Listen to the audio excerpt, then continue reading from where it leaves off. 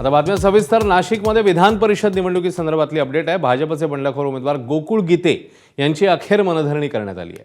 मंत्री गिरीश महाजन यांनी पत्रकार परिषदेत माहिती दिली. नाशिकमध्ये आज मंत्री गिरीश महाजन आणि मंत्री उदय सामंत यांनी गोकुळ गीतेंची भेट घेत मनधरणी केली आहे. त्यानंतर नरेंद्र दराडे आणि गोकुळ गीते यांच्यात समोरासमोर चर्चाही झाली. या बैठकीत गोकुळ गीतेंचा आक्रमक पवित्रा पाहायला मिळाला.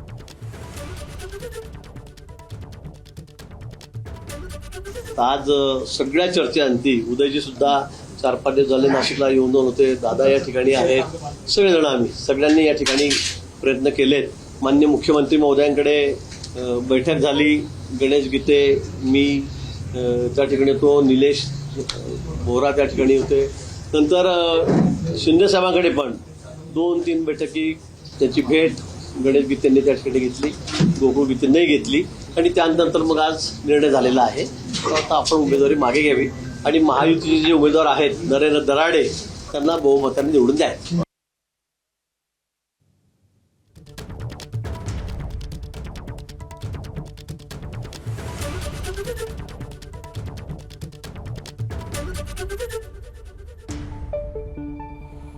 तर पत्रकार परिषदेमध्ये या संदर्भातला निर्णय जो आहे तो जाहीर करण्यात आला आणि आपला प्रचार आपण थांबवतोय असं गोकुळ गीतेंनी सांगितले. त्यामुळे आता शिवसेनेचे नरेंद्र दराडे यांच्या संदर्भातला जो निर्णय आहे तो समोर आलेला आहे आणि आता गोकुळ गीतेंनी प्रचार थांबवत असल्याचं सांगितलेलं आहे.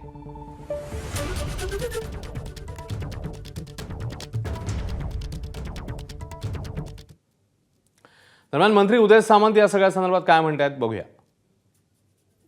त्यांनी विधान परिषदेला थांबून महायुतीच्या नरेंद्र दराडेंच्या विजयाचा मार्ग जो आहे तो सुखकर केलेला आहे. याच्यामुळं कुठचाही भविष्यामध्ये राजकीय अन्याय गोकुळजींवर होणार नाही याची दक्षता दोन्ही पक्ष घेतील. त्यांनी विधान परिषदेला थांबून महायुतीच्या नरेंद्र दराडेंच्या विजयाचा मार्ग जो आहे तो सुखकर केलेला आहे.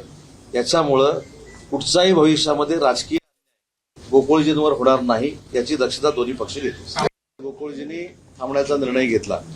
आता मगासपासून आपण एक प्रश्न त्यांना असं विचारताय की तुम्ही पाठिंबा दिला का, पाठिंबा दिला का, पाठिंबा देणार का.